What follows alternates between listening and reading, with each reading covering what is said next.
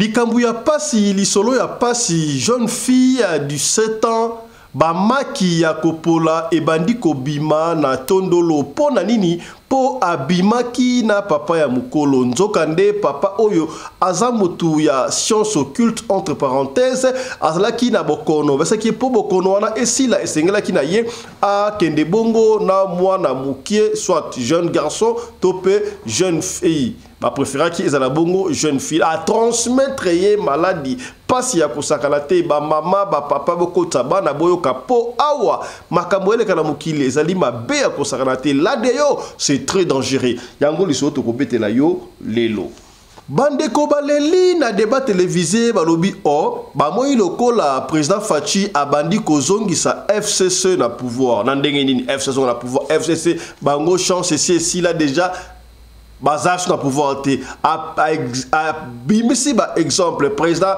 ya Sénat mutu FCC ministre de justice et conso atangi ba poste clé belé c'est comme si coalition ezongi to ba otika place na FCC yango to kolobi yango pe na émission ya lelo et je crois que Mbenza va fuir maman IDPS a tekeli FCC pouvoir ba tekela ndenge ya kobatama na peso belema IDPS a tekeli FCC pouvoir, puis IDPS a zongisi FCC na pouvoir.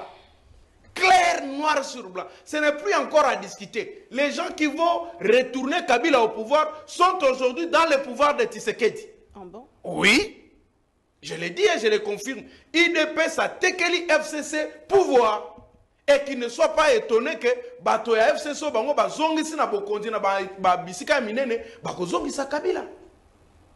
Qui est aujourd'hui président de l'Assemblée nationale? Mais c'est un kabiliste. C'est l'FCC qui t'a dit ancien. Il est ancien depuis quand? C'est un kabiliste. Qui est aujourd'hui ministre de la Justice? C'est un kabiliste. Qui est aujourd'hui directeur du cabinet du chef de l'État? C'est un kabiliste. Qui est premier ministre? Kabiliste. Qui sera président du Sénat? Kabiliste. 3 athlètes congolais au bakenda ki bongo ko représenter mboka na Jeux olympiques ya Paris na France bakimi bazongi te balobi non tozonga sous na Kinshasa tokende ko yoto la moi wana biso to tikali na mboka ya Malili basali bien to basali mabe to kozongi lonka na émission ya lelo pona nini bakimi est-ce que ba futi bango bongo te on va parler dans cette émission mesdames et messieurs.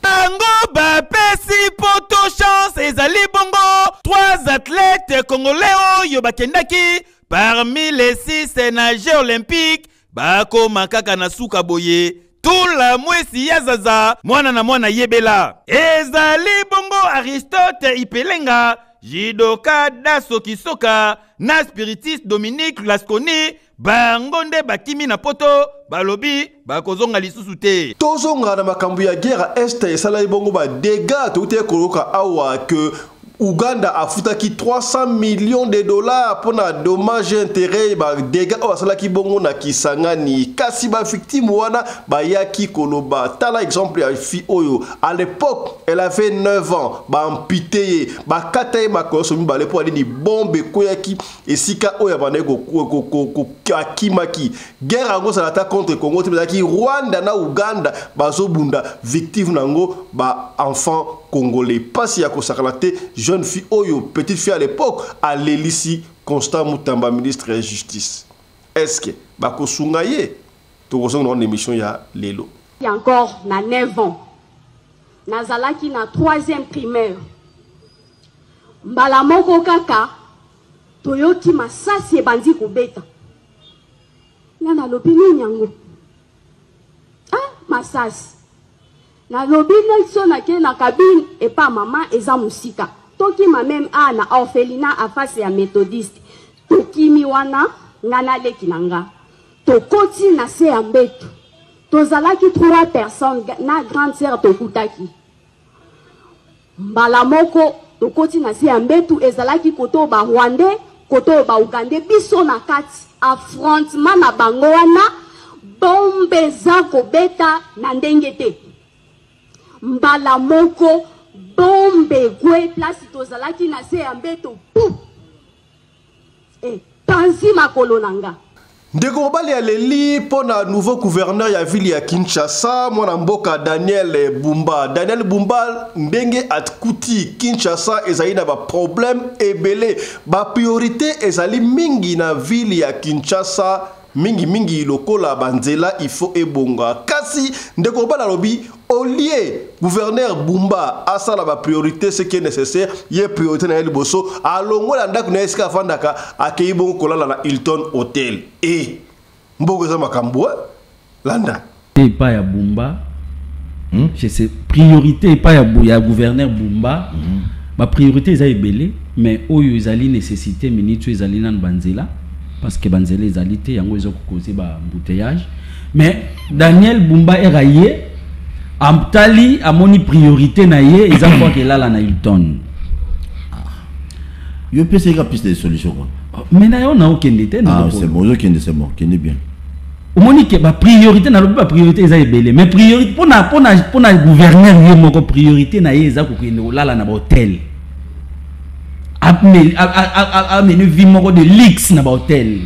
En dehors de nos frontières, tu peux rappeler que le président burkinabé, le capitaine Ibrahim Traoré, a 4 relations diplomatiques na Rwanda. Pour la kati yango abi jamais a koki ko collaborer na président Oyo azali terroriste. Président Oyo azoko maltraité, azoko malmené, azoko mettre terrorisme na ba frère na africain a 4 relations diplomatiques.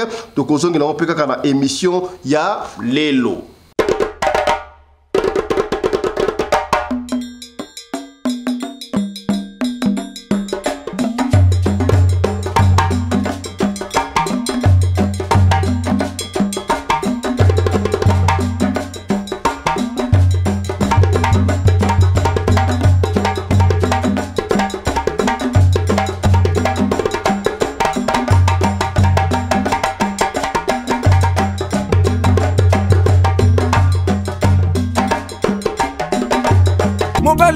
Na munangolo aboya hydroquinone soki ezotambola basheri bazokwea mayanga na retrouve douce tendresse affection epa na yo nasalelo nini mpo ndimake na kupendaka sana shitakwacha pelende Mbote na bino bandeko balandi ya radio de télévision bisika nyos to bozwami merci na confiance pe fidélité bozali kopesa programme oyo kombo na ngai Fiston Pelende tata ya Sedek ici kozali wana ya tiajem partager émission oyo pour ce que partager yango et sungi yote peut-être ko sungande ko moko songolo esika moko pakala est-ce que okomi voilà.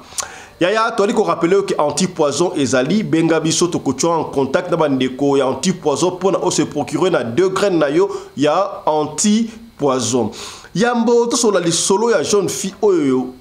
To benga petite fille to jeune fille pour ça na 17 ans. Oyo ba maki bandi ko bima na tondolo et koma kindenge nini ba maki bandi ko bima na tondolo là d'ailleurs c'est très mauvais. Yango la sengi na ba papa ba maman boko tabana ba ya basi vanda wana boyoka. Parce que bana ya mikolo oyo bango bayeba kaka nyonso okoba oyo anglais mi I know oyo français moi je sais oyo kikongo munuke zaba oyo ya lingala ngana yebi bino boyeba kaka boyeba kanini.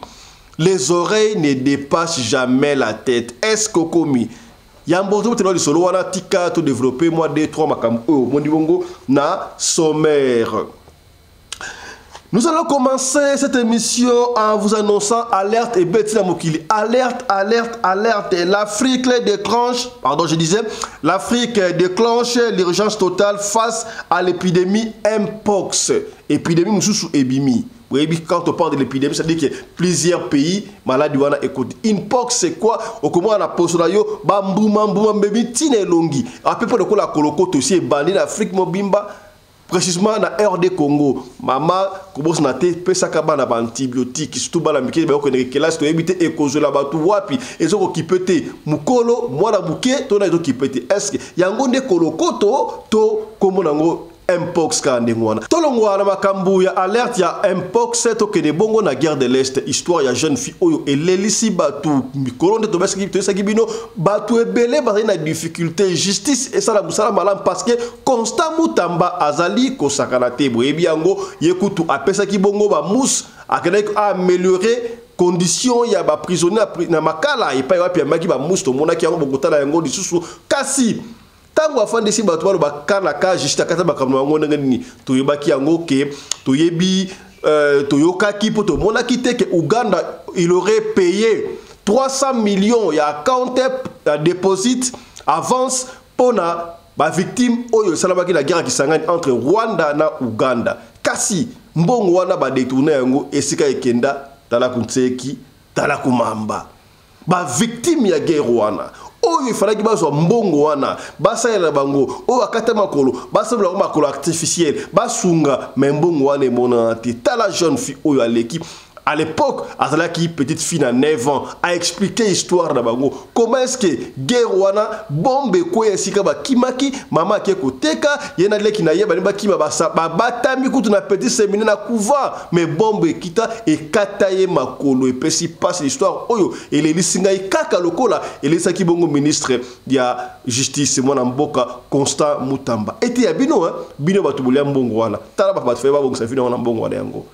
C'est pas la jeune fille parce qu'elle parle, elle a encore du courage. Ya koloba. Tout ce nom là moi si oui kozana malam mingi. Landa. Il y a encore na 9 ans.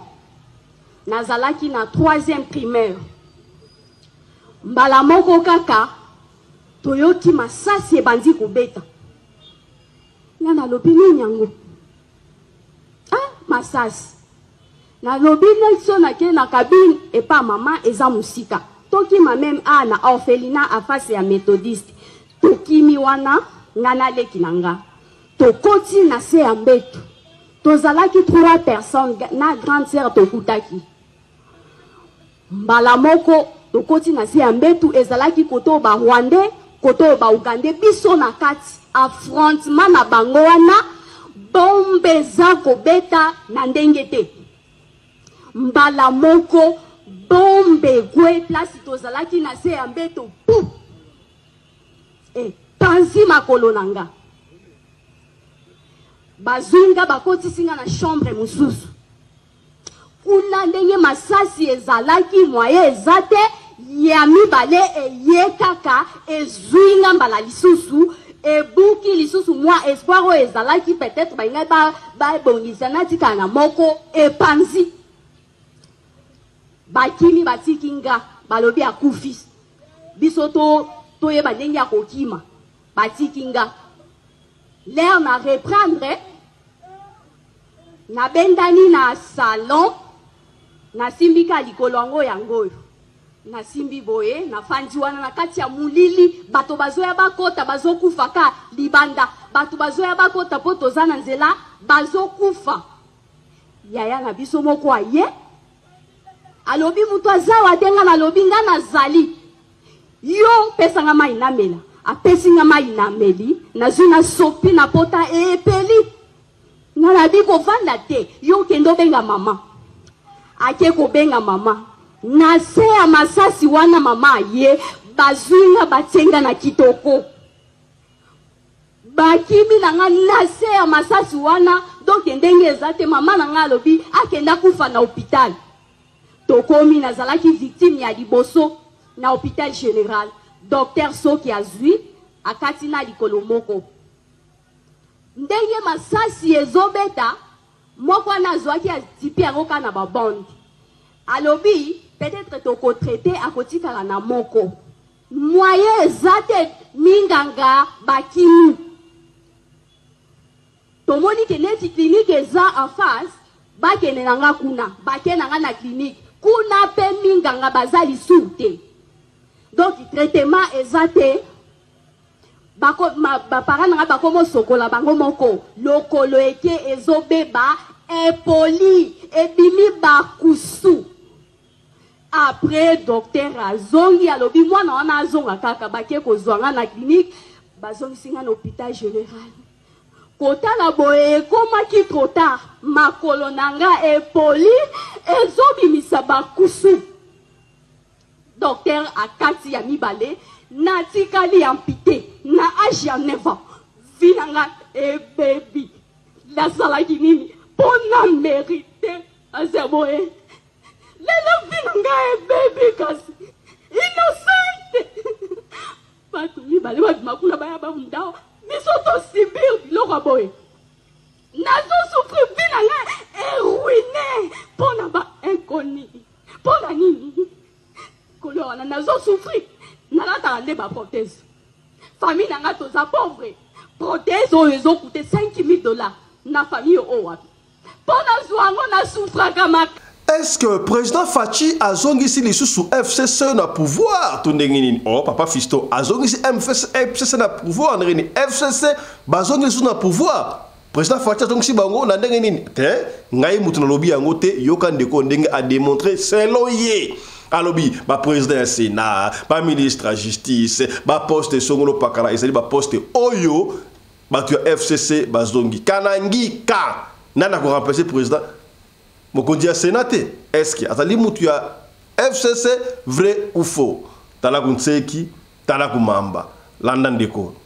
Bosani ke su Kabila ba goma ekoyaka. Mbalaboni. Ozo koya mbalaboni. Mama, ya motuya ezali mama salaki récupération politique té. Mbenza tika lokutana et soki na lobito se comporter lokola Kabila, c'est par rapport à la leadership. La carrure, le charisme, ya moto. C'est une autorité. Kabila ne répond pas à des coups faciles comme ça. Mais à l'IDPS, tout, on répond. C'est là que j'ai dit. Et même si on peut copier la gestion, je suis fier de soutenir que tout y en ait un débat contradictoire sur les analyses. Et je crois que Mbenza va fuir. Maman, IDPS a teke l'IFCC pouvoir. Ba teke la ndenge ya kobatama. Na peso belema. IDPS a teke l'IFCC pouvoir. IDPS a zongisi FCC na pouvoir. Clair, noir sur blanc. Ce n'est plus encore à discuter. Les gens qui vont retourner Kabila au pouvoir sont aujourd'hui dans le pouvoir de Tshisekedi. Ah bon? Oui. Je l'ai dit et je le confirme. IDPS a tekeli FCC pouvoir. Et qu'il ne soit pas étonné que bato ya FCC bango ba zongisi na bokondi na ba bisika minene ba ko zongisa Kabila. Qui est aujourd'hui président de l'Assemblée nationale? Mais c'est un kabiliste. C'est l'FCC qui t'a dit ancien. Il est ancien depuis quand? C'est un kabiliste. Qui est aujourd'hui ministre de la Justice? C'est un kabiliste. Qui est aujourd'hui directeur du cabinet des chefs de l'État? C'est un kabiliste. Qui est premier ministre? Kabiliste. Qui sera président du Sénat? Kabiliste. Mon konzambo kazobela, to souhaité maman.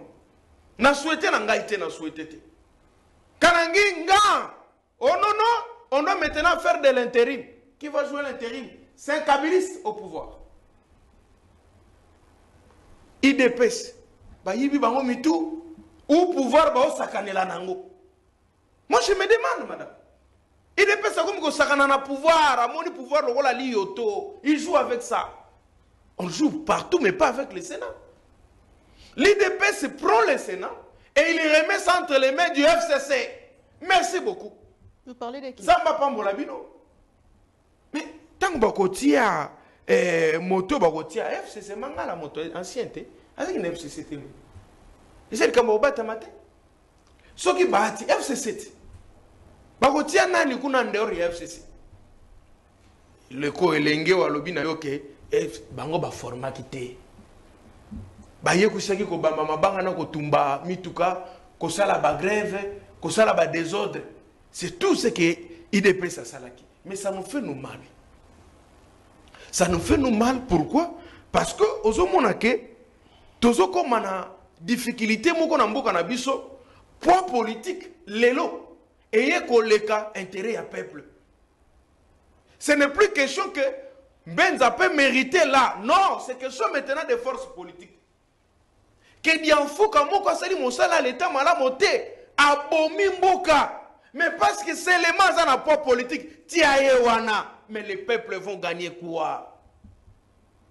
Qu'est-ce que ces messieurs ici? Donc, dans ce cas, il y a Jeux olympiques, il y a France et pas, et vous savez que la clôture de la 6 qui est Jeux olympiques, il y a athlètes, 3 Congolais.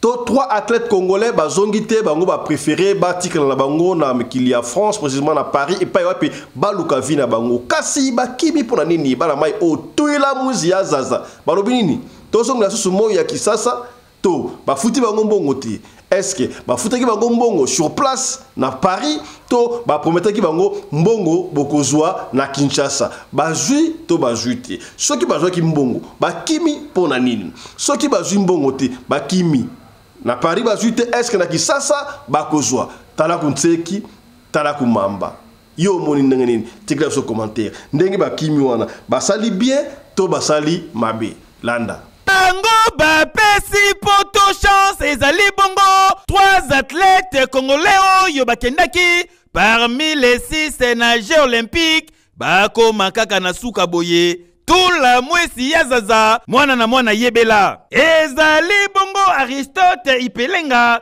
Jidoka Daso Kisoka na spiritiste Dominique Lasconi bangonde bakimi na poto balobi bakozonga lisusu te tangu Jeux olympique ezalaki mutu na mutu deja baneko yebela koluka ba contact po na suka nango balakisi ezaleli na bango eko makaka dimanche jour à clôture ya 33e Jeux olympique RDC basutuka boye c'est les 6 athlètes Mr. Tukaka babimi pour ba défiler esengeli koyebake République démocratique du Congo et aligné Kibongo 6 athlètes et ezala Kibongo na ba discipline logo la judo, natation, athlétisme, pena box kasi ata médaille moko etikali kozwama te tozongi 0 diaki dinchusu mutu aliboso azalaki éliminé ezalaki bongo judoka oyo abundaki bongo na moins de 60 kilos asengaki abandon na 30 secondes ya pamba ezali bongo dans Sokisoka oyo abundaki contre israélien Yann kasi après avoir kobeta tout la mwisi ya zaza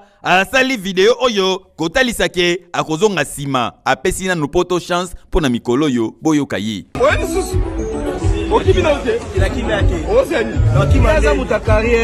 en tout cas oyo ezali mambu mantoni po ya boyende epesaka bakonsile nganzi veut dire kanda tangu bokokotisa dossier na ambassade oyoka kaka refi otali gauche otali droite nzoka nde problème eza yo te eza batu balekaki avant yo bakendaki bapesaki poto chance kopesa poto chance wana eza lokola babize na confiance. Nouveau gouverneur ya ville ya Kinshasa na RDC mwana mboka Daniel Bumba aye akutaki makambo ebele au prédécesseur na ye atikaki ba priorité za ki ebele notamment banzela salubrité bloc ebele kasi ye priorité na ye gouverneur Daniel Bumba d'après ndeko oyo selon ndeko songolo bandeko basa ebele boko kai awa priorité ya gouverneur Daniel Bumba ole abongisa banzela ye eloko ya liboso akanaka Hilton Hotel ayoka ngora na sango amona ngora na télévision sika bande comme na Kisasa ye priorité na ye alongo na ndako na sika ndeko vanda akomi ko vanda bongo na Hilton Hotel nani akofuta kaka na bongo à l'état na bongo contribuer ba congolais aya na ebité Landandeko. Et pas ya Bumba. Je sais priorité pas ya gouverneur Bumba. Ma priorité est belé mais oyo ezali nécessité minute ezali nan banzela parce que banzela ezali te yango ezo causer ba embouteillage mais Daniel Bumba est raillé amtali amoni priorité na ye eza fois que là na Hilton. Yo peut c'est plus des solutions. Mais na yo na okende te na. C'est bon, c'est bon, qui est bien.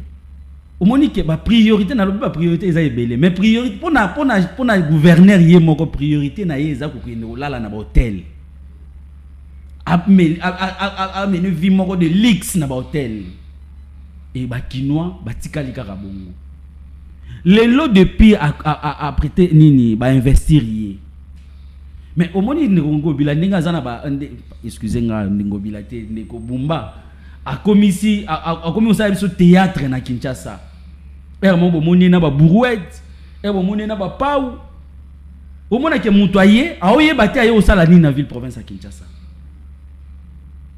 et mabe ezali ya ba casting o union sacrée ko sala parce que ko tala nde Kongo bila boye wana na prêter na nga ba maloba ya nde ya kulutu na nga Yves Bouya abi ko tala ko sola na ngobila ko sola na Bumba 2 minutes té soko sonné 2 minutes fois à Nimba déjà ko kozana muta bongo na tête ya ville na biso c'est un problème le lot tala banzelo eza na ville province ya Kinshasa tala ba mabulu eza awa na Kinshasa Et ce qui m'a étiqué, c'est quoi? Raoloba n'a investi na ya lobby a mobilisé pendant 5 ans 11 milliards de dollars pour la ville-province à Kinshasa. Oui, Noropolo, ville-province, ils allaient dans mon solo et belé. Et mon solo à Kinshasa, ils allaient quand on a impôts et taxes. Mais ne Congo bila yete à la kisibisote le lengini na ko mobiliser mbongo wana parce que yese ngai ndeko bumba excusez-moi je sais que tu l'aimes beaucoup tu aimes alingango bilami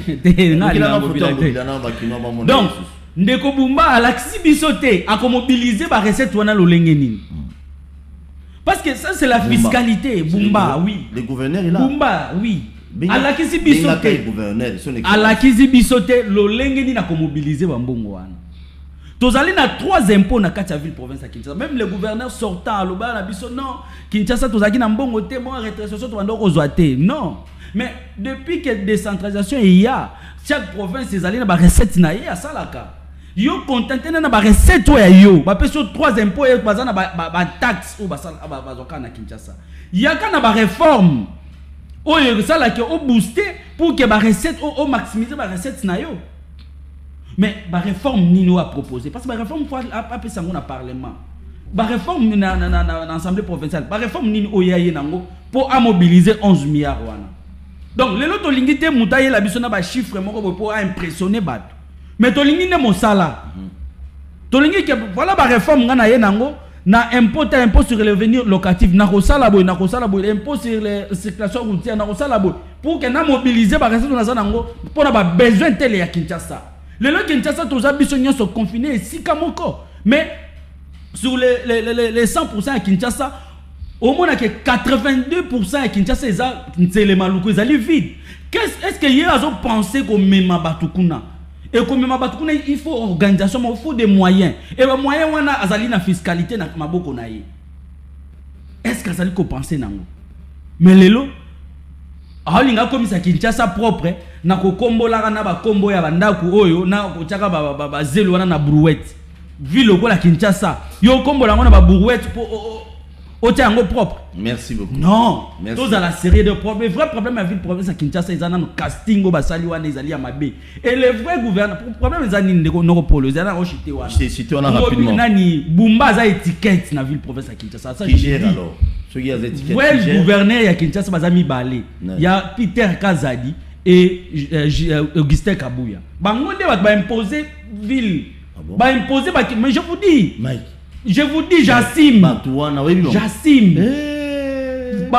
Donc azali ne étiquette ni ngazali boui. Bato va imposer ça bato na mi balé. Même ba ministre batier. Ce que le ministre de la Finance, parce que la recette, il y a lobby qui a remobilisé la recette. Le ministre de la Finance, il a remobilisé. Mais quelqu'un qui ne maîtrise rien sur la fiscalité, il y a un ministère de la Finance. Merci. Donc, au moins, il y a un problème. Donc, ma recommandation, c'est ma recommandation. Ma négociation, c'est ma. Donc, il y a la compétence. Parce que la politique, c'est la loyauté.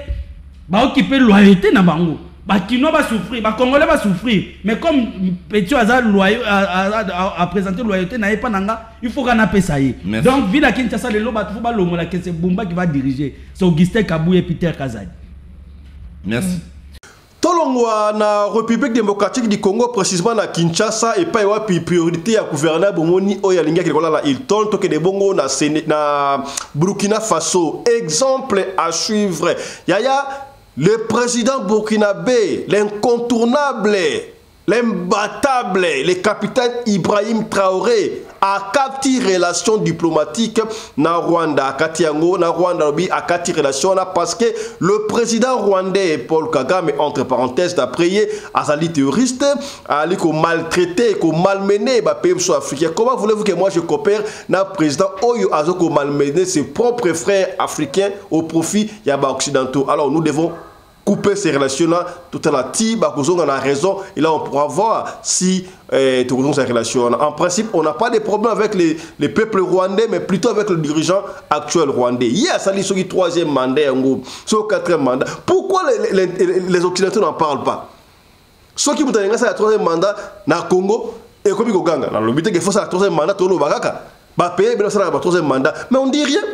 Rwanda yo wana so 3e so 4e mandat, on dit rien. Et puis parce que a gagné l'élection à 99%. Personne n'en parle les qui. So qui kaka président Fachi à l'obiono ngana on sa 3e mandat maquiller les bandits. So il Kabila ça la 3e mandat maquiller les bandits. Finalement on ne comprend pas. Oui, on ne comprend pas mais vous devez comprendre que tout le monde veut mettre le Congo à genoux. C'est pour cela nous devons nous unir. Mettons-nous ensemble. La divergence d'ambition à la musique pembeni pour sauver notre mère, notre patrie. Tout ça, la divergence bien sûr, mais la mère qui nous a mis au monde, la mère qui nous a réunis, c'est la République démocratique du Congo. Tenez bon, la guerre sera longue et populaire. D'ailleurs, elle est déjà populaire, elle est longue. Elle va retourner où elle a commencé. Et le Congo est un éléphant qui était à genoux, mais nous ne sommes plus à genoux, nous sommes déjà réveillés. Sikawa, on va commencer à attaquer. Honte à toi, Yom de trahir Congo.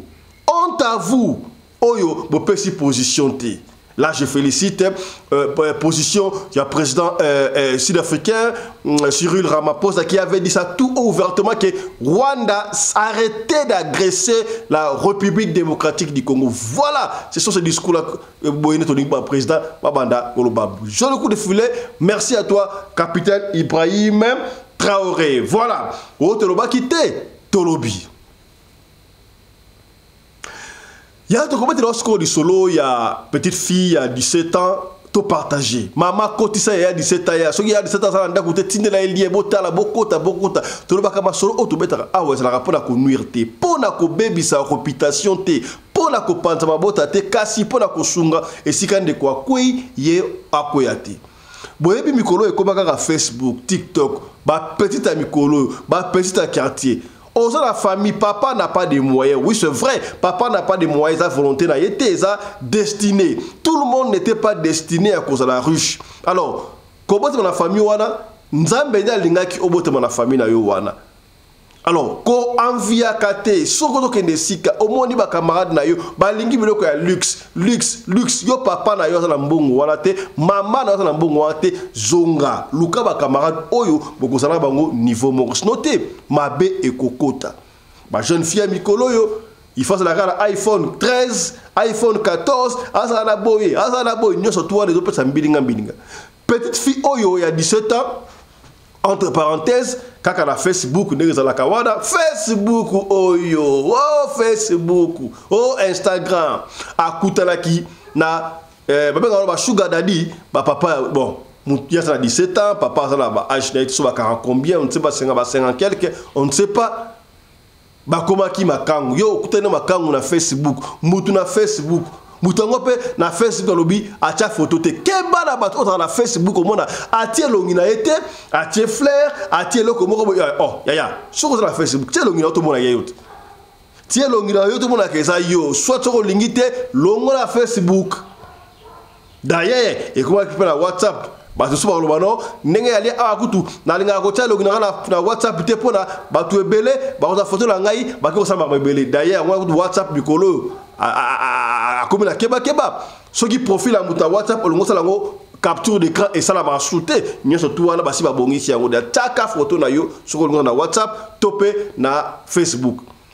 papa oya mukolo suga da tobenga ye ataki photo te ataki ce qui peut flairer ce qui peut nini bref ba komi kolingana na mwana wana jeune fille à 17 ans tolbanini jeune fille à 17 ans ça mukolo tondeli mukolo peut être compliqué. À l'époque, maman na bisono, basalaki bana, baneko bana ba 12 ans, ba 14 ans, bana de mikolo, siko wa jeune fille awa, asana 18 ans, 17 ans, baso benga mwana muke. La phénomène nini, nous on ne comprend pas. Mais on ne peut pas se voir la face. Petite fille déjà à 16 ans, 17 ans, 18 ans, ba za ba grande fille. Ba yeb marabe belé ko le route ba maman oh déjà ba 35, 40, 50 kuna te. Zanini, mondialisation, to civilisation kaka. Tango balingana sugar daddy ya pona ya monika azu sugar daddy pour le pesa yeba mbongo akosomele iPhone songolo paka jour oyo bakutani basolaka na Facebook yango bana ndengwa bani na Facebook boko isiko na WhatsApp bali ko na WhatsApp kuna rendez-vous bakutani tango bakutani papa wana mimi na restaurant bien de luxe au moins na kota te aller oya kolia aller ba hamburger aller nyoso to ameli yango salaka okola melaka marula okola melaka boya ya certaines filles banda bota me amalano amarula te ba mama sanga mususu ba ju mususu amona kango la télévision la publicité siko a ju occasion akena restaurant commander kuna atala boy nga marula na lukuta mela marula te me jona mela marula ba bière tout ya asakana rêve nango wana asilisi charge wana et pas tata wana papa chaque fois il y a rien pour rien dans ces mondes, il faut faire très attention surtout ba petite quartier ba ya basi au pesi makambu au zu makambu kaka premier jour à rencontre wana ba kendaki ba sisi kolia ba kei feti est-ce que komi feti pe salami alors wana petite fille d'abord est-ce que maman na bango. Après, pendant que fête salama, mutuana, papa wana, azalaki na ba préservatif, n'est-ce pas? Ataki ba préservatif. Il y a eu un temps oyo tangu fête salama, moi je suis sentir que papa oyo a longoli ba préservatif. A longoli ba préservatif na bino yo sanangolo remonter alors ba keinde ngwana. Tangu fête sili ba jouir ba ronyo surtout et sili papa wana pesi petite fille wana il y a 17 ans mbongo. Tangu wana 17 ans azongi pe na ndako.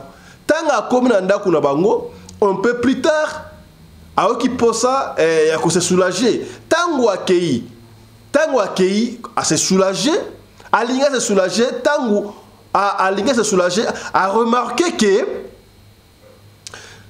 c'est bien ce qui peut sous-vêtement ce qui peut protéger sous-vêtement et kangami na nzoto oh asa benda boye moi passe muke mais alingi a pisser tanga alingi a pisser ya kanse le ko za poser ya ko pisser mais amoni le ko la bomoni maki ndenge zalaka bazé yoana o ta maki wana f jaune d'œuf mais comme ça ndenge bimaka et ça le ko de bimi oh ba perte blanche ton ndenge nini et pesi moi mutu ko soit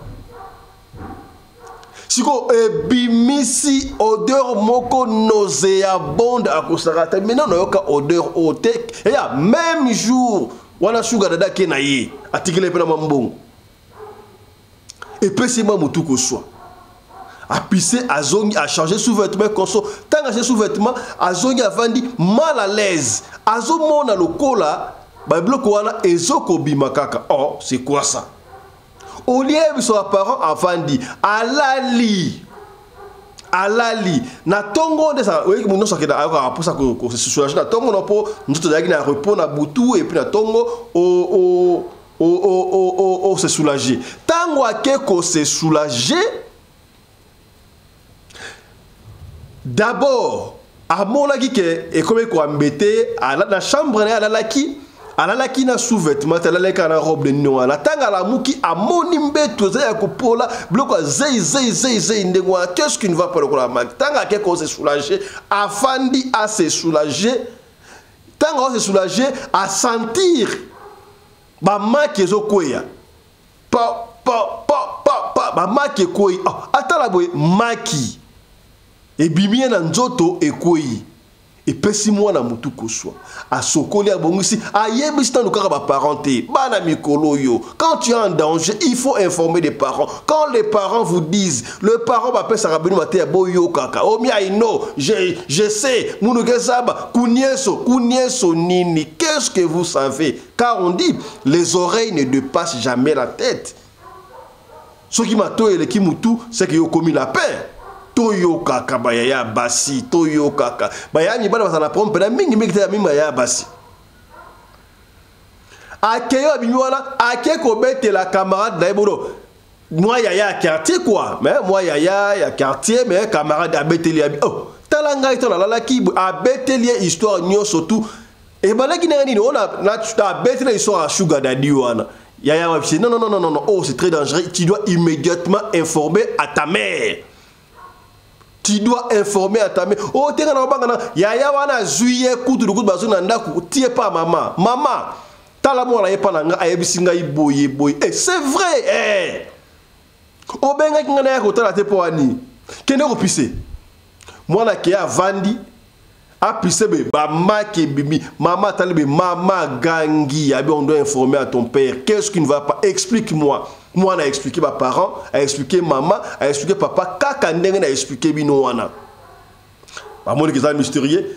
Bino bana mikolo yo. Toi d'abord tu as 17 ans. Papa wana so ya ba 40 quelques, toi ya ba 50 quelques.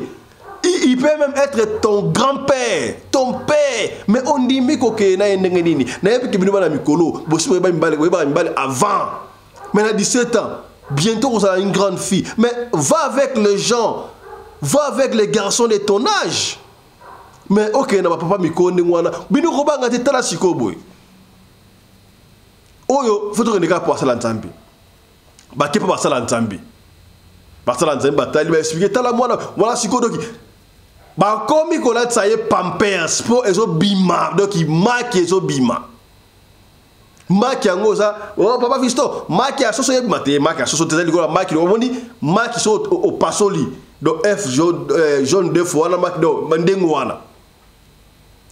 Bakeye pa ya mosala na nzambe mosala ba koti prière bandi ko sambela kaka ça ba sambeli nzambe pe atali sa révélation tu ça il y a 3 jours bien sûr nous c'est une histoire qu'on rencontre il faut que nous rapidement dingwana après ko sambela 3 jours ba sambeli mosala na nzambe aye ko zwa révélation là ça rabino parmi les faux pasteurs parmi ba faux basali ya nzambe ya vrai bazalaka.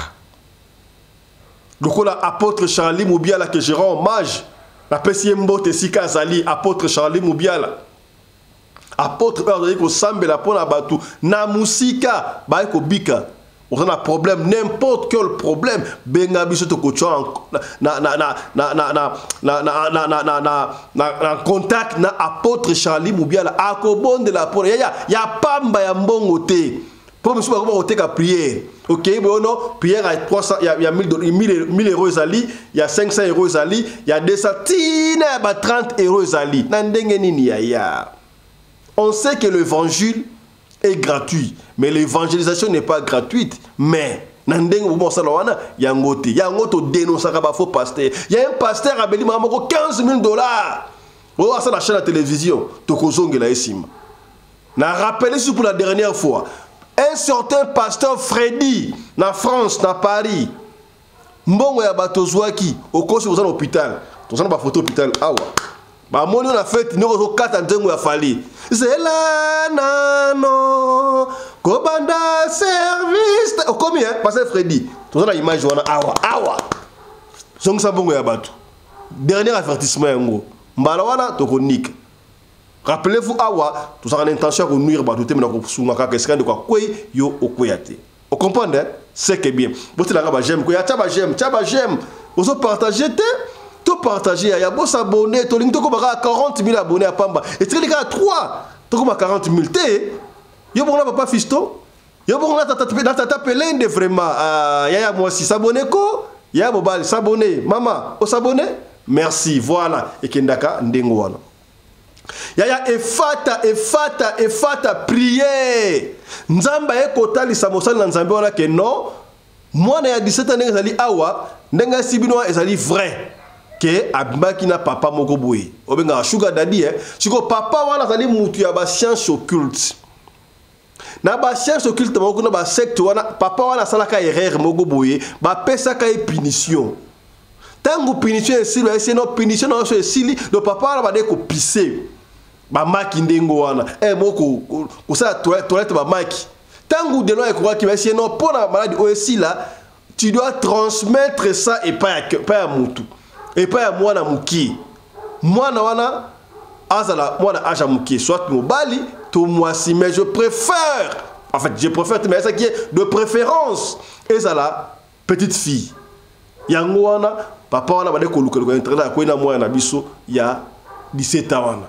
Tango accouché na yi abadaki na préservatif tango alongoli préservatif tango a éjaculé ki ndengo c'est-à-dire à transmettre bokono wana et pas ya mwana tala makambo ele kalibanda ba mama ba papa to benda ka bana matoi joakata surtout ba mama sola kana mwana so na bana basi ba ndiko kola sola kana tali saka bango le bien et le mal. On ne peut pas aller avec quelqu'un qui a l'âge de ton père et consort. Est-ce que Bokomi to solika pembe? Prière et continuer. Bah on la prière, mais bah maki et so bimaka mais ndenge ezali nzoto ekoti ba infection mosala nzaba ya bino bokende pe na hôpital koto balanza ba antibiotique ndenge ezali wana bakende hôpital bazozo antibiotique baosala pe mosala nzambe tango apesinga lisona bino boyebisa bango wapenga biso tocha bango en contact na apôtre Charlie Mubiala akozwa efata na musika mwana wana kokoma malamu tala lisolo ya petite fille ya 17 ans esuki awa epesi yo pasi ete yo voilà partager yango ndenge tolobaka lisolo oto beti soki esungi yo te ekosunga peut-être ndeko moko songolo esika moko pakala.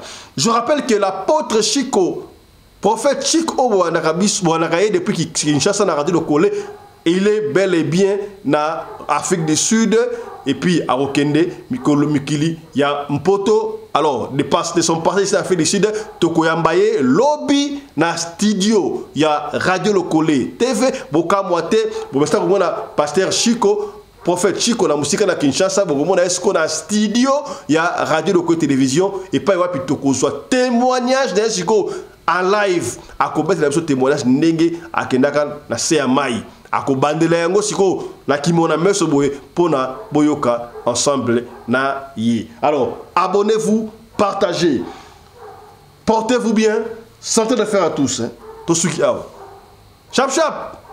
Et tchara Trésor Pindi dans Madrid, Motenayo, Eric Chimanuka, Ozoyo Kanate, c'est que bien.